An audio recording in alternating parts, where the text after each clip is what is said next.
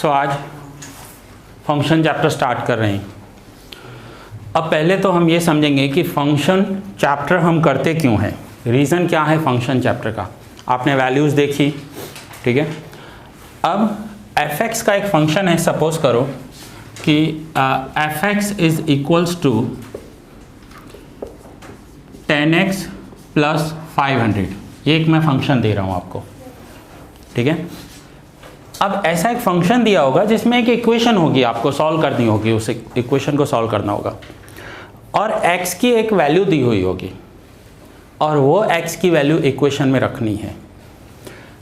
अब क्वेश्चन में दिया हुआ है if f(x) equals to 10x plus 500 find the value of f100 f200 f500। अब हम इसे कैसे सॉल्व करेंगे।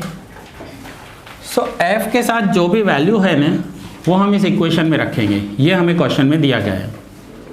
सो सबसे पहले अगर मैं f100 लिख रहा हूँ, सो x की जगह पर अगर 100 वैल्यू आ रही है, सो पूरी इक्वेशन में जहाँ भी x होगा वहाँ मुझे 100 लिखना होगा। सो 10 इंटू 100 प्लस 500, सो 1000 प्लस 500, सो वैल्यू हो गई 1500, ठीक है। सो ये है f100 की वैल्यू। अब अगर हमें f200 कैलकुलेट करना हो तो इसी इक्वेशन में f(x) is equals to 10x plus 500। अब f200 कैलकुलेट करना है, इसका मतलब है कि मुझे x की जगह 200 रखना है। सो इस पूरी इक्वेशन में x की जगह 200 रखेंगे, जहाँ जहाँ x होगा वहाँ ये वैल्यू रख देंगे 200। सो 10 इंटू 200 2000 प्लस 500, तो वैल्यू आ गई 2500। अब आप मुझे f500 कैलकुलेट करके बताओ। 5500, ओके। सो 500 इंटू 10 5000 प्लस 500, 5500 करेक्ट आंसर है। अब ये हमने किया क्यों, ये फंक्शन की वैल्यू क्यों कैलकुलेट की, तो अब इसका एक प्रैक्टिकल एग्जांपल समझा रहा हूँ। सपोज करो कि हमें या किसी को भी कार लेकर आउट ऑफ स्टेशन जाना है, यहाँ से उदयपुर जाना है, राजस्थान जाना है। सो पर किलोमीटर हमारा 10 रुपीज़ का पेट्रोल या डीजल लग रहा है। पर किलोमीटर कितना डीजल लग रहा है या पेट्रोल, 10 रुपीज़। और कार पर्सनल ड्राइव खुद ड्राइव करके नहीं लेकर जाएंगे, बट कार तो हमारी है, उसके लिए एक ड्राइवर रखा है क्योंकि इतना लॉन्ग ड्राइव करना होगा और वो driver per day 500 rupees charge करेगा। सो यहाँ पर मैंने इक्वेशन बना ली f(x) is equals to 10x plus 500। ये जो 10 रुपीज़ हैं ये पेट्रोल के प्राइस हैं, पेट्रोल का कॉस्ट है कि पर किलोमीटर 10 रुपीज़ लगेगा और ड्राइवर को 500 रुपीज़ फिक्स देना है, ठीक है। नाउ आज कार ली, आज फर्स्ट डे था ट्रैवलिंग का और हमने 100 किलोमीटर कार ड्राइव की। अब यहाँ पर x की वैल्यू 100 रख दी। अब पर किलोमीटर 10 रुपीज़ का पेट्रोल लग रहा है, ठीक है। सो 100 किलोमीटर्स 10 रुपीज़ का पेट्रोल लगेगा पर किलोमीटर, तो पेट्रोल का कॉस्ट कितना हो जाएगा हमारा 1000। कार में पेट्रोल फिल करवाया 1000 उसका कॉस्ट, प्लस ड्राइवर को 500 रुपीज़ देने हैं, वो उसका पर डे फिक्स्ड अमाउंट है। सो ड्राइवर के साथ उस दिन की जर्नी के लिए हमारा कॉस्ट कितना हो गया 1500। यही हमें फंक्शन से कैलकुलेट होता है, इसीलिए ही हम फंक्शन बनाते हैं। सो फंक्शन था कि 10x प्लस 500। अब सपोज करो ये फर्स्ट डे था, सेकेंड डे हमने 200 किलोमीटर ट्रैवल किया, तो 200 जितना पेट्रोल लगेगा, बट ड्राइवर तो फिक्स अमाउंट लेने वाला है। ड्राइवर का जो होता है ना वेजेस या मजदूरी या चार्जेस जो भी समझ लो, वो पर डे के अकॉर्डिंग होते हैं। आप उसे पूरे दिन में 1 घंटा ड्राइव करवाओ या उससे 12 घंटे ड्राइव करवाओ, उसको तो एक दिन के चार्जेस ही देने हैं आपको, वो है 500। अब सेकेंड डे पर हमने 200 किलोमीटर ट्रैवल किया, सो 200 का पेट्रोल लगा होगा। सो 200 इंटू 10 पेट्रोल कितने का लगा 2000 और ड्राइवर का, सो टोटल कितना अमाउंट हो गया, क्लियर हुआ। अब डे थ्री में 500 किलोमीटर, सो वंस अगेन क्या होगा, 500 किलोमीटर इंटू 10, 5000 रुपीज़ का पेट्रोल प्लस 500 रुपीज़ ड्राइवर के, 5500 हमारा कॉस्ट हो जाएगा। सो ऐसे बहुत सारे प्रॉब्लम्स हमारे यहाँ से सॉल्व हो जाते हैं, कॉस्टिंग से सॉल्व हो जाते हैं, और उसके लिए हमें फंक्शन की ज़रूरत होती है, एक इक्वेशन की ज़रूरत होती है। क्लियर हुआ कि ये फंक्शन कैसे काम कर रहा है? नाउ अब अगर सपोज करो मुझे अपने लिए कैलकुलेट करना हो कि मेरा पर मंथ का कॉस्ट कितना होगा। अब वो कॉस्ट कैसे कैलकुलेट करता हूँ मैं, उसका function fx is equals to, no एक फिक्स्ड एक्सपेंडिचर है, फिक्स्ड एक्सपेंडिचर के साथ x नहीं लगाया जाता, और वो है 15,000 पर मंथ रेंट देना पड़ता है क्लास का। So 15,000 per month, so fx equals to 15,000 plus variable expense है कि जितने आवर्स बैचेस चलते हैं ना, एक बैच एक महीने के लिए चल रहा है, सो 1000 रुपीज़ इलेक्ट्रिसिटी बिल आता है, जिसमें लाइट, फैन, एयर कंडीशन सबका मिलाकर। सो मैं यहाँ पर लिखूँगा 1000x, क्या लिखूँगा 1000। अब सपोज करो कि पूरे महीने में एक ही बैच चल रही है, तो कॉस्ट कितना हो जाएगा। सो F1 15,000 plus 1000 into 1, so total कितना हो गया। अब सपोज करो कि 5 बैचेस चल रहे हैं, सो F5, सो एक्सपेंडिचर कितना हो जाएगा। रेंट तो उतना ही लगने वाला है, जिसका ये क्लास है, जो ऑनर है वो ये तो नहीं बोलेगा कि एक बैच है 5 बैचेस हैं, रेंट तो पर मंथ फिक्स है, 15,000 रेंट में देना है। अब अगर 5 बैचेस चल रहे हैं तो 5 बैचेस के लिए इलेक्ट्रिसिटी एक्सपेंस कितना हो जाएगा 1000 इंटू 5, तो 15,000 प्लस 5,000, सो टोटल इस महीने कॉस्ट क्या हो जाएगा। एंड सपोज करते हैं कि वैकेशन आ गया, एक भी बैच नहीं है, या कोरोना का लॉकडाउन है एंड 0 बैचेस है, तो मेरा कॉस्ट कितना हो गया 15,000 प्लस 1000 इंटू 0,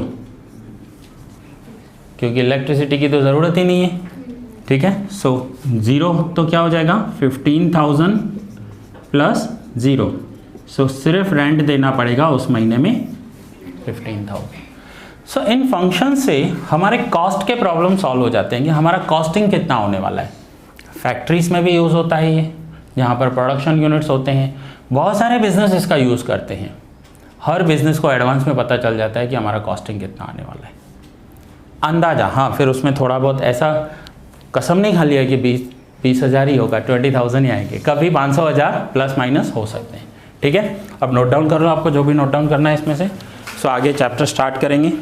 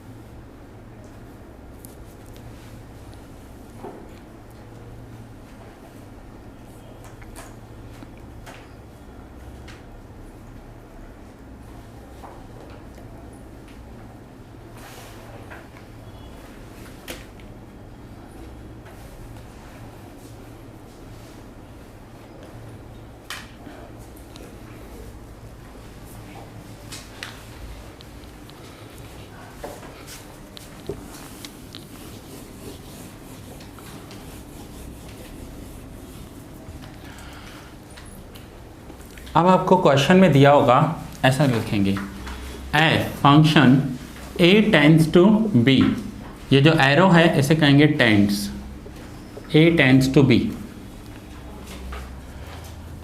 ऐसा आपको क्वेश्चन में लिखेंगे। एरो का मतलब होता है टेंस। अब ये जो a की वैल्यू है ये हमारा डोमेन होता है,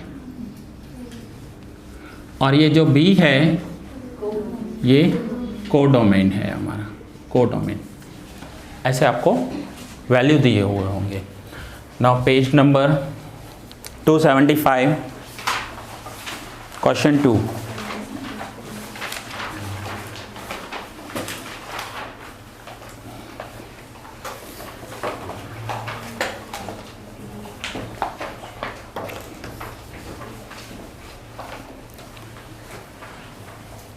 F a tends to b, इसे कैसे रीड करेंगे? F a tends to b, या फिर function a tends to b. अब उसमें ए की वैल्यू दी हुई है आपको। ए क्या वैल्यू दी हुई है? -3, -1, 1 एंड 3। एंड बी, बी में वैल्यू दी हुई है 1 9 0 0 1 9। ठीक है, ये वैल्यूज दी हुई। और क्वेश्चन में क्या पूछा हुआ है? इज एफ अ फंक्शन, क्या एफ एक फंक्शन है? ठीक है। अब पहले फंक्शन हमें क्या दिया हुआ है, एफ एक्स में क्या दिया हुआ है हमें? F x is equals to x square. सबसे पहले हम डोमेन में जो दी हुई वैल्यूज़ हैं वो इस फंक्शन में रखेंगे। डोमेन में हमें क्या क्या दिया हुआ है? -3, -1, 1 एंड 3। ये सारे वैल्यूज़ हम एफ एक्स में रखेंगे। अगर हमारा आंसर को डोमेन में आ रहा है तो हम कहेंगे हाँ एफ एक्स एक फंक्शन है। कैसे? देखो, पहले मैं -3 रख रहा हूँ। सो फर्स्ट एफ -3, सो -3 स्क्वायर, आंसर क्या हो जाएगा? 9। मैं नोट डाउन करने के लिए सफिशिएंट टाइम दूंगा। अभी इधर ध्यान, एफ -1, ठीक है, -1 स्क्वायर 1। देन हर एक वैल्यू डोमेन की जो है वो फंक्शन में रखकर देखेंगे। Then f1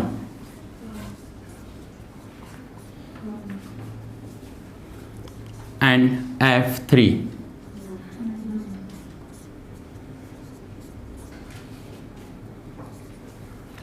nine 1 1 9। अब इसे आपको डोमेन और को डोमेन कैसे शो करना है? सो जो डोमेन के वैल्यूज़ हैं -3, -1,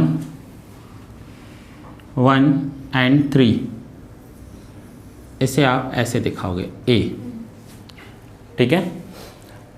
एंड b में जो वैल्यूज़ दिए हुए हैं 0, 1 एंड 9, इसे हम यहाँ पर दिखाएंगे b। अब जब हमने -3 वैल्यू ली थी तो आंसर आया था 9, ओके। -1 जब वैल्यू लिया था तो आंसर है 1। जब 1 वैल्यू लिया था तो आंसर है 1, और +3 वैल्यू ली थी तो उसका आंसर है 9। अब 0 कहीं भी नहीं आया, ठीक है, बट हमारे सारे डोमेन के वैल्यूज को डोमेन में अवेलेबल हैं। सो क्वेश्चन में पूछा हुआ है इज दिस अ फंक्शन, तो लिखेंगे yes this is a function. अब सपोज करो कि आपको डोमेन के अंदर एक वैल्यू दी हुई है 4, ठीक है, डोमेन के अंदर वैल्यू दी हुई है 4। सो 4 का स्क्वायर करेंगे तो आंसर क्या आएगा? 16। कहीं भी को डोमेन में 16 वैल्यू दी हुई थी आपको? नहीं। तो अगर मैं यहाँ 4 लिख भी देता तो उसको सामने वैल्यू नहीं मिल पाती, तो ये फंक्शन नहीं है। हर एक क्वेश्चन का एक आंसर होना चाहिए, तभी तो वो प्रॉपर क्वेश्चन है। तो यहाँ पर हर एक डोमेन की वैल्यू को डोमेन में अवेलेबल होनी चाहिए। अब यहाँ पर 0 एक एक्स्ट्रा अवेलेबल है।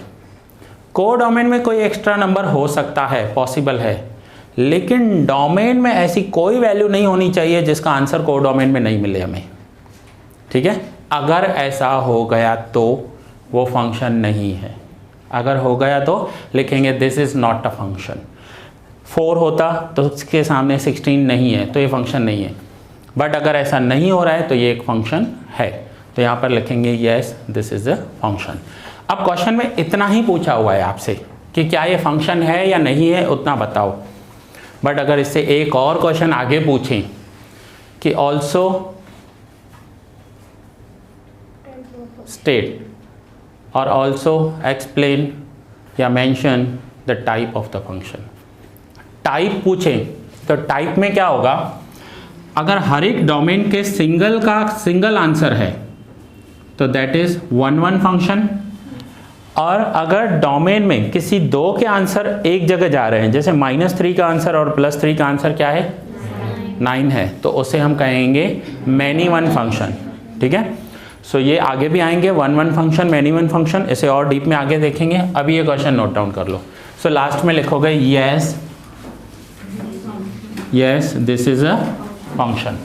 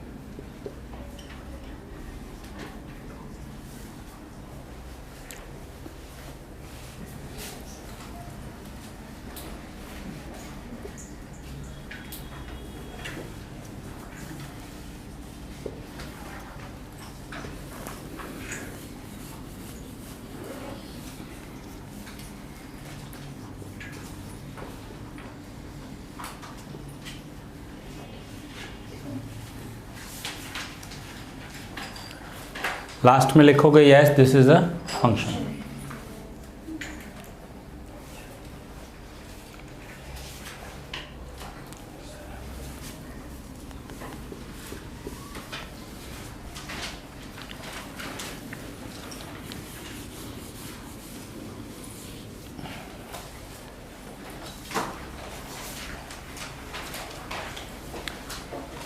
F1 2 3 tends to n and G 2 3 4 tends to n। Now functions दिए हुए हैं। fx का फंक्शन क्या दिया हुआ है, fx is equals to 2x plus 1 and gx is equals to x minus 1। और क्वेश्चन में पूछा हुआ है कि क्या ये दोनों इक्वल फंक्शन है। देखो क्वेश्चन में क्या पूछा हुआ है, ये दोनों इक्वल फंक्शन है। फंक्शन कोई भी हो, पहले तो हमें डोमेन की वैल्यू रखनी है एंड को डोमेन में उसके नंबर्स आने चाहिए। अब यहाँ पर इससे पहले जो सम किया था उसमें ऐसे दिया हुआ था f(a) टेंड्स टू b, तो मैंने आपको बताया कि ये डोमेन है और ये को डोमेन है। अब यहाँ पर है F1 2 3 tends to n, so arrow के लेफ्ट हैंड साइड डोमेन होगा, एरो के राइट हैंड साइड को डोमेन होगा। ठीक है, तो यहाँ पर डोमेन क्या है, 1 2 3 और को डोमेन क्या है n। इससे पहले वाले सम में a टेंड्स टू b लिखा हुआ था, फिर a में अलग वैल्यूज दिए हुए थे, b में अलग वैल्यूज दिए हुए थे। यहाँ पर ऐसा नहीं है, यहाँ पर क्या कर दिया है 1 2 3। लास्ट फंक्शन जो था उसमें हम ऐसा लिख रहे थे कि f a tends to b।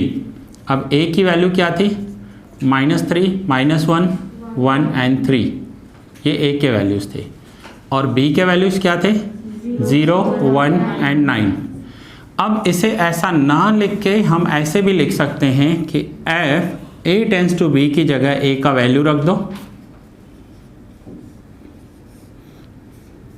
और b की जगह लिख देते हैं b के वैल्यूज़।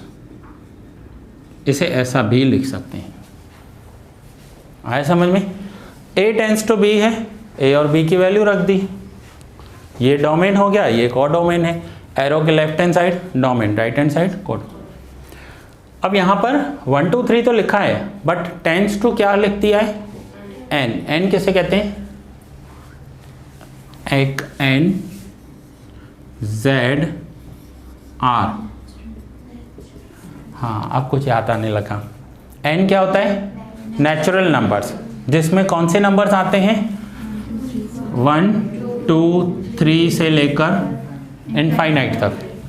z में क्या होते हैं? Whole, but negative and positive दोनों होते हैं। सो z में क्या होगा -3 भी होगा, ठीक है। और r में क्या होते हैं? r में रियल नंबर्स, कौन से? डेसिमल भी आएंगे, फ्रैक्शन भी आएंगे, सब आएंगे, ठीक है। अब यहाँ पर आपको दे दिया है को डोमेन की जगह n दे दिया है। को डोमेन की जगह n दे दिया है मीन्स कोई भी पॉजिटिव आंसर आना चाहिए जो n में आता हो, n में जो नेचुरल नंबर्स आते हैं। अब जो डोमेन में दिया हुआ है वो सारी वैल्यूज़ मैं फंक्शन में अप्लाई करूँगा और आंसर देखूँगा कि n आ रहा है या नहीं आ रहा है। सो पहले f1 रखें तो 2 × 1 + 1 2 + 1 3, फिर f की वैल्यू अगर 2 रखें तो 2 × 2 + 1 5। नाउ f की वैल्यू अगर 3 रखें तो 2 × 3 + 1 तो 7। तो हमारे पास एक आंसर आया 3 5 एंड 7। अब अगर g के डोमेन की वैल्यू इसमें हम रख रहे हैं और g का आंसर भी सेम आ रहा है तो ये दोनों इक्वल फंक्शन होंगे। अब g की वैल्यू रख कर देखें तो पहले g2 तो 2 - 1 1, फिर g3 सो 3 - 1 तो आंसर आया 2। g4 4 - 1। अब देखो क्या सेम आंसर आ रहे हैं? नहीं। तो क्या ये दोनों इक्वल फंक्शंस हैं?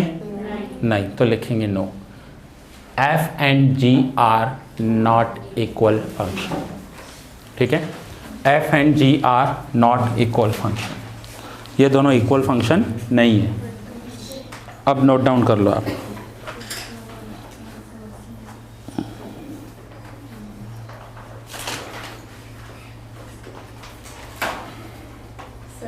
ना हमने g में -2 किया,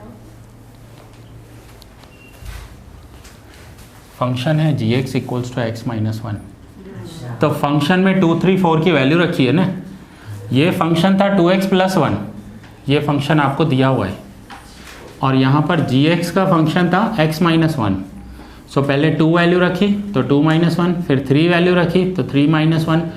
इस फंक्शन में मैं x की वैल्यू रख रहा हूँ। प्लस दिया हो प्लस करेंगे, माइनस दिया हो माइनस करेंगे। आपको उस इक्वेशन में x की वैल्यू रखनी है, जो भी इक्वेशन हो। इक्वेशन को नहीं सोचना है आपको प्लस है माइनस है क्यों है क्या है, बस वैल्यू रख देनी है।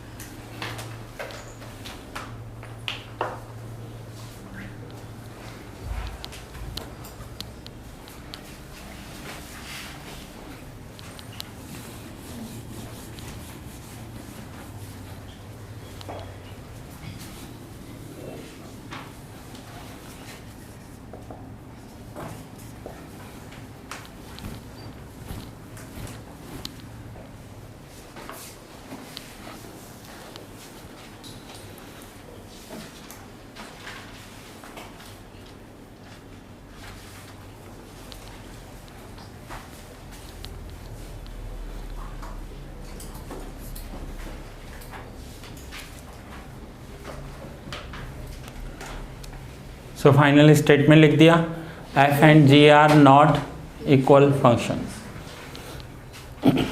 Question 9, f n tends to n,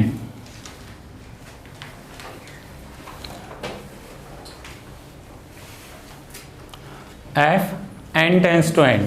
अब डोमेन क्या होगा इसका, n, n means natural numbers, and को डोमेन क्या होगा, वो भी नेचुरल नंबर होगा। Now f t is equals to t square plus 1, f t is equals to t square plus 1। क्या फाइंड आउट करना है, टाइप ऑफ द फंक्शन।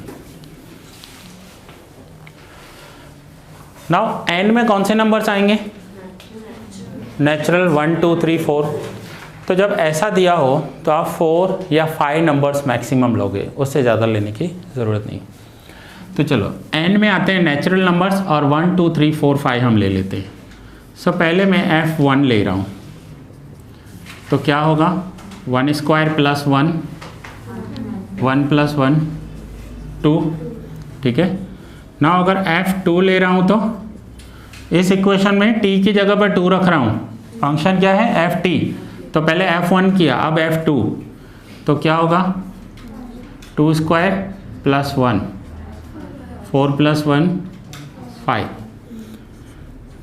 फिर f3, तो क्या होगा 3 square plus 1, 9 plus 1, f4, so 4 square plus 1 17, and f5, so 5 square plus 1।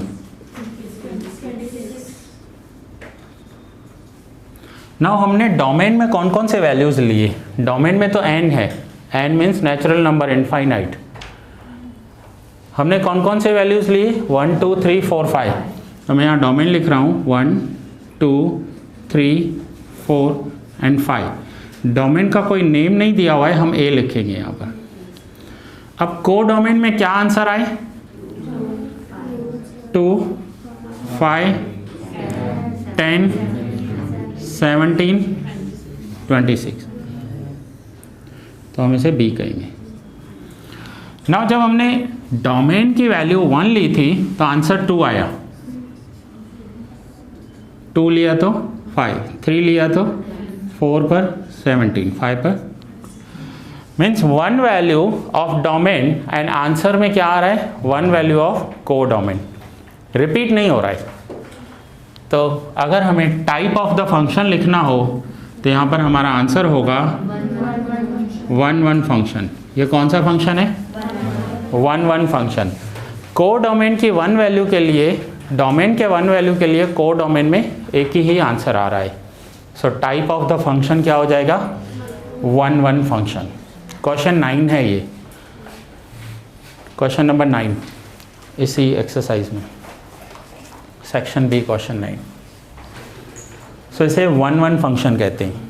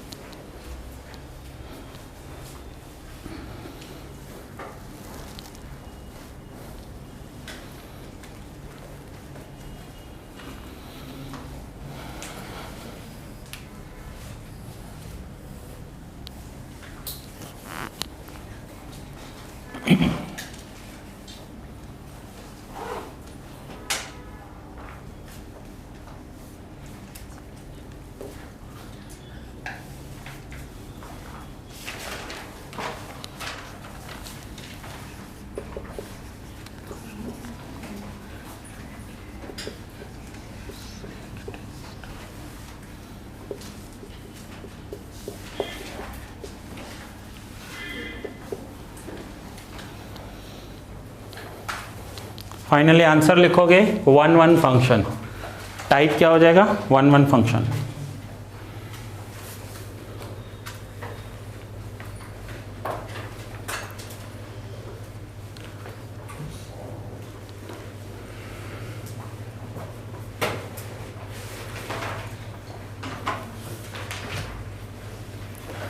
Question number 8। Question में दिया हुआ है f z tends to n. अब इसमें डोमेन क्या है, जेड। जेड में कौन से होंगे, माइनस के वैल्यूज भी होंगे प्लस के values, and F T same है, फंक्शन सेम दिया है टी स्क्वायर प्लस 1। अब जब भी डोमेन में z दिया हो ना, तो आपको 4 to 5 वैल्यूज़ लेनी होंगी, लेकिन कुछ वैल्यूज़ आपको ऐसी सिलेक्ट करनी होंगी जो माइनस भी हो और प्लस भी हो। तो यहाँ पर आप इसकी जगह पर लोगे -2, -1, +1 एंड +2, ये आप डोमेन की वैल्यू लो। और अब आप मुझे कैलकुलेट कर कर दिखाओ कि अगर f -2 होगा तो आंसर क्या आएगा, f -1 होगा तो आंसर क्या होगा, f +1 होगा तो आंसर क्या होगा, एंड f +2 होगा तो आंसर क्या है। कैलकुलेट करो चलो।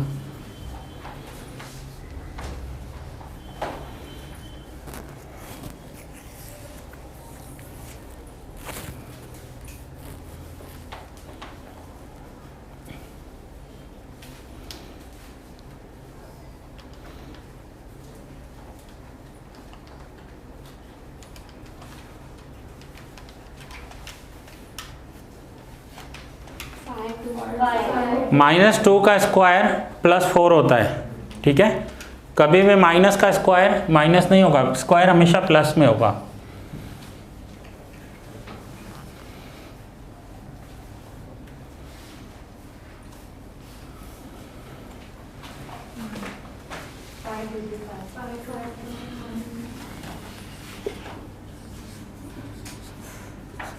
सो आंसर आ रहा है आपका 5225।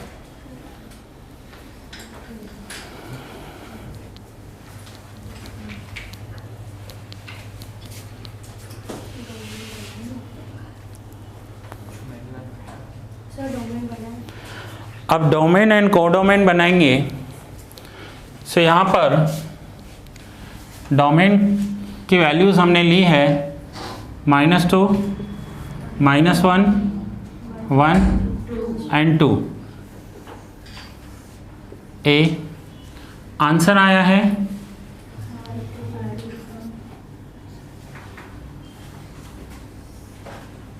बी 5225। अगर कुछ रिपीट हो रहा है तो एक ही बार लिखेंगे। ओके, नाउ जब -2 लिया तो आंसर क्या आया 5, एंड +2 में भी आंसर क्या है, -1 का आंसर है और +1 का आंसर भी है। तो यहाँ पर डोमेन में ऐसी मैनी वैल्यूज़ हैं जिनका एक ही आंसर आ रहा है, तो इसे कहेंगे हम many one function. Many one function, ये इसका आंसर होगा। मैनी मीन्स यहाँ पर +2 और -2 दोनों का वैल्यू एक ही आ रहा है आंसर। को डोमेन के दो अलग अलग वैल्यूज़ के लिए डोमेन में एक ही वैल्यू एज आंसर आ रही है, तो वो हो जाएगा मैनी वन। देखो सेम क्वेश्चन दिया है आपको, सिर्फ कंपैरिजन के लिए सेम वैल्यूज़ दी हुई है। यहाँ पर ये 1 फंक्शन क्यों हो गया, क्यों एक ही आंसर आ रहा था। यहाँ हमने -2 -1 क्यों नहीं लिया, डोमेन कौन सा था, नेचुरल नंबर्स के साथ था। सो नेचुरल नंबर्स हैं तो इसलिए नहीं ले पाए, लेकिन वहाँ पर z था इसलिए हम नेगेटिव ले पाए।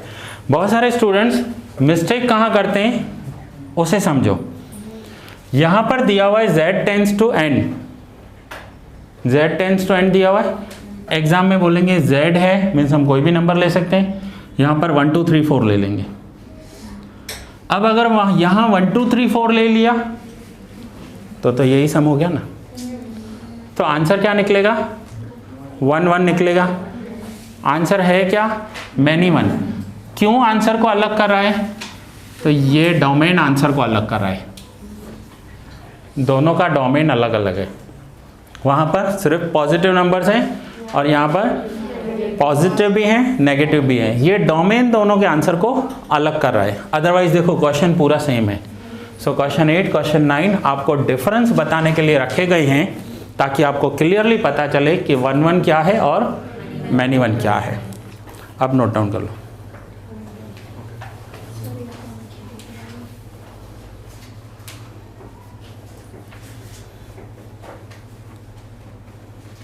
कुछ डाउट है यहाँ तक?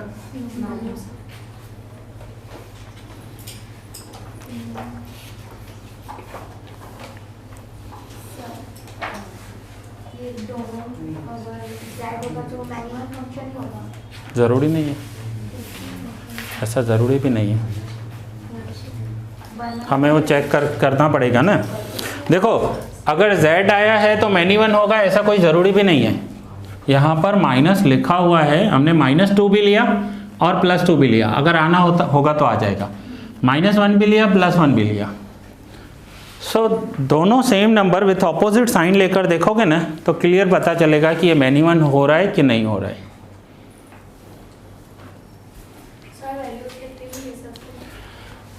4 5 सफिशेंट है, ज़्यादा लोगे तो मजूरी होगी सिर्फ, और कुछ भी नहीं होगा।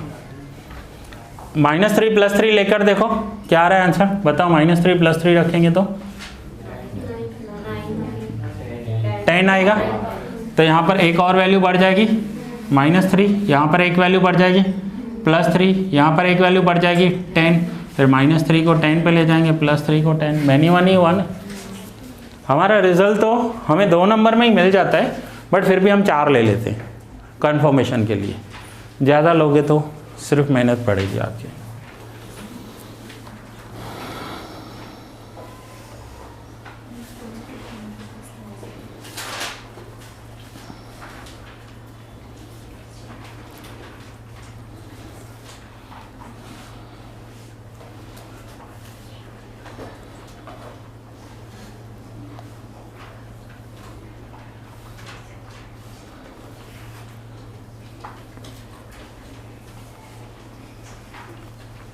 सर ये मैनी वन और 1 1 प्रैक्टिकल लाइफ में काम आता है?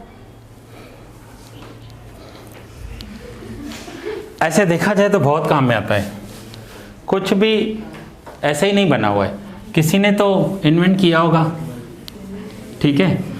बट देखो आपको 11th 12th में स्टैटिस्टिक्स रखा गया है, आप कॉमर्स स्टूडेंट हो, पहले तो स्टैटिस्टिक्स होना ही नहीं चाहिए आपके लिए, और रखा भी है तो एक माइनर लेवल पे रखा हुआ है। अब मैं आपको एग्जांपल दे रहा हूँ कि एक मूवी है 3 आवर्स की, आपने पहले वाला 1 आवर नहीं देखा, लास्ट वाला 1 आवर नहीं देखा, बीच का 1 आवर देखा, तो यहाँ पर क्या है कि फंक्शन का बर्थ कहाँ से हुआ, उसका क्यों इनिशिएट हुआ वो आपको नहीं पता, क्योंकि आपने फर्स्ट 1 आवर मिस कर दिया है। बीच में है मजूरी वाला काम, कैलकुलेशन वाला काम जो आपसे करवाया जा रहा है आपके माइंड को शार्प करने के लिए। फिर लास्ट का 1 आवर जो मूवी का है ना, वो भी आपको नहीं पता कि यूज़ कहाँ हो रहा है, मीन्स कहाँ से आया कहाँ गया नहीं पता, बट बीच का पोर्शन कैलकुलेशन आपके कोर्स में है और मैं उतना ही सिखा रहा हूँ आपको, समझ गए।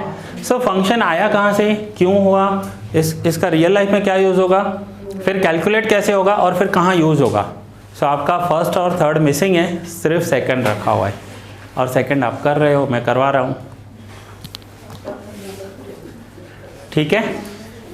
सो रियल लाइफ में कहाँ पर यूज़ होगा,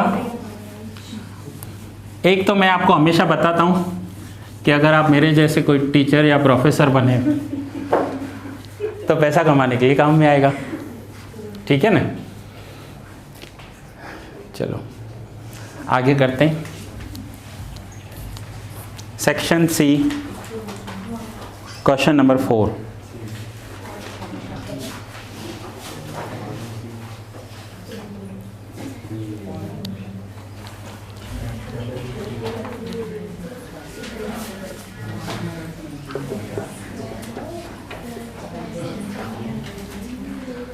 जी a tends to n, domain की वैल्यू क्या है? डोमेन क्या है यहाँ पर? ए। जी फंक्शन है, ए डोमेन है, एरो के लेफ्ट हैंड साइड डोमेन, और जो एन है वो है नेचुरल नंबर को डोमेन। अब यहाँ पर जी का फंक्शन क्या दिया हुआ है? G x is equals to x plus 1, x plus 1। अब यहाँ पर a की वैल्यू कैसे दी हुई है आपको? a है 1 लेस देन x, फिर लेस देन और इक्वल्स टू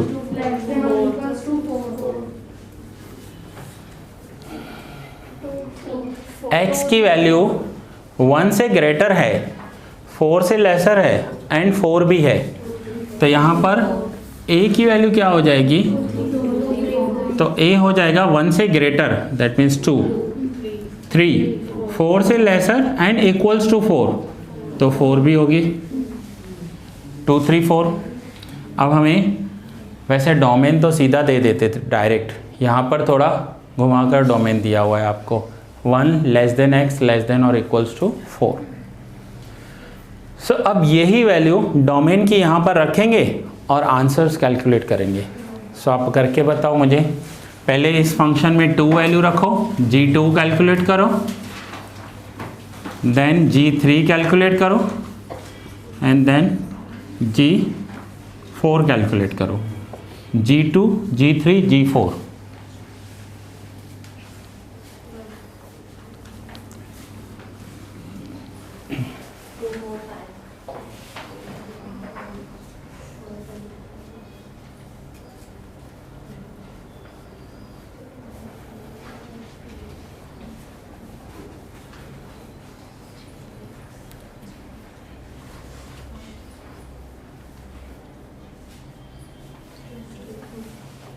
क्या है? 3, 4, 5, ठीक है। 2 + 1 3 एंड 3 + 1 4 एंड 4 + 1 5। अब क्वेश्चन में क्या पूछा हुआ है? Find the range of the function.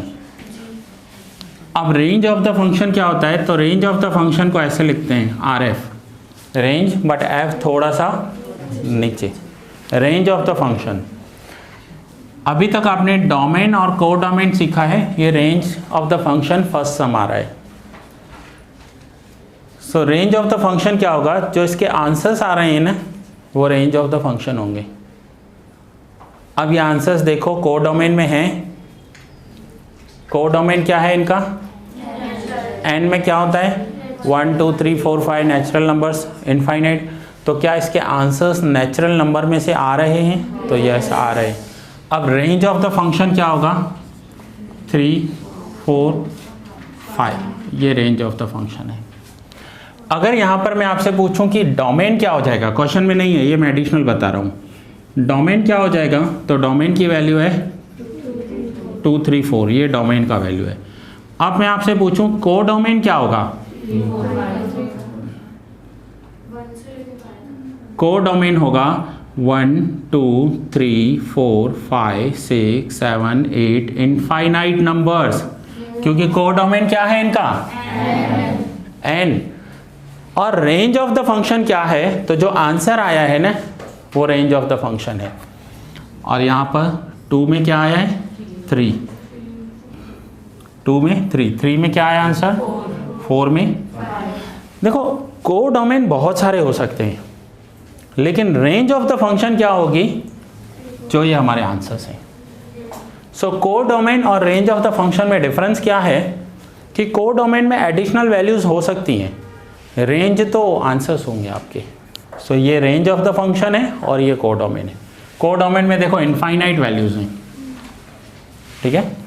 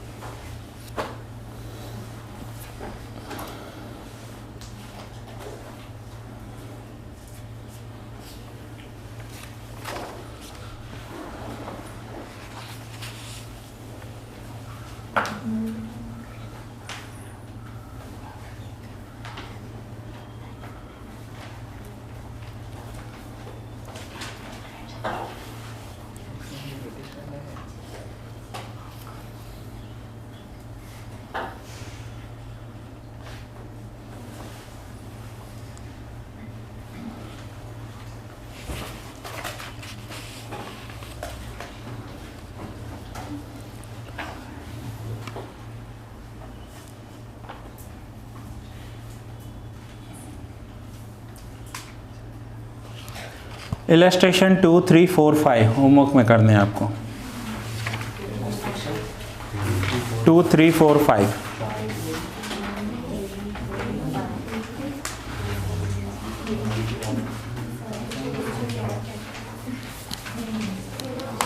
ठीक है। इलस्ट्रेशंस 2, 3, 4, 5